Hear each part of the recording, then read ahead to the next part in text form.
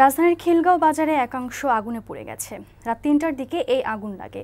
Fire সার্ভিসের ১৫টি unit স্থানীয়দের সহায়তায় প্রায় ২ ঘন্টার চেষ্টায় আগুন নিয়ন্ত্রণে আনে। এতে ব্যাপক ক্ষয়ক্ষতির আশঙ্কা করা হচ্ছে। প্রাথমিকভাবে অগ্নিকাণ্ডের কারণ জানা যায়নি। ফয়সাল আহমেদের প্রতিবেদন। রাজধানীতে গেল মাসে একের পর এক ভয়াবহ অগ্নিকাণ্ডের পর এবার আগুনে পুড়ল খিলগাঁও বাজারের এক অংশ। গতরাত ৩টার দিকে রেল লাইনের পাশের বস্তি ও কাঁচা বাজারে এ আগুন লাগে। মুহূর্তের মধ্যেই তা ছড়িয়ে পড়ে।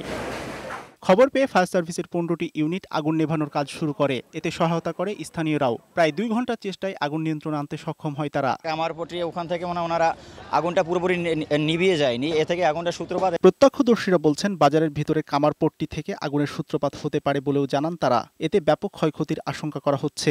আগুনে কি থেকে লাগছে না আমরা জানি। এখানে কামারের দোকান আছে, ওইখান থেকে মনে লাগতে পারে। কয়লাগুলো আছে, ওগুলো তো জ্বলন্ত অবস্থায় থাকে। ফুলকি থেকে হয়তো বা আগুনটা ধরছে। ফায়ার সার্ভিসের উপপরিচালক দিলীপ কুমার ঘোষ সাংবাদিকদের জানান, অগ্নিকাণ্ডের কারণ সম্পর্কে প্রাথমিকভাবে কিছু জানা যায়নি। ৫টায় আগুনটা সম্পূর্ণ নিয়ন্ত্রণ হয় এবং নির্বাপন কাজ চলছে। অগ্নিকাণ্ডের উৎপত্তি এবং ক্ষয়ক্ষতির পরিমাণ নির্বাপন শেষে তদন্ত করে বলা যাবে। খিলগাঁও কাঁচা বাজারে মুদি দোকান, থান কাপড়, কাঁচামাল সহ প্রায় সব ধরনের পণ্যের কয়েকশো দোকান রয়েছে। ফয়সাল আহমেদ, বৈশাখী সংবাদ, ঢাকা।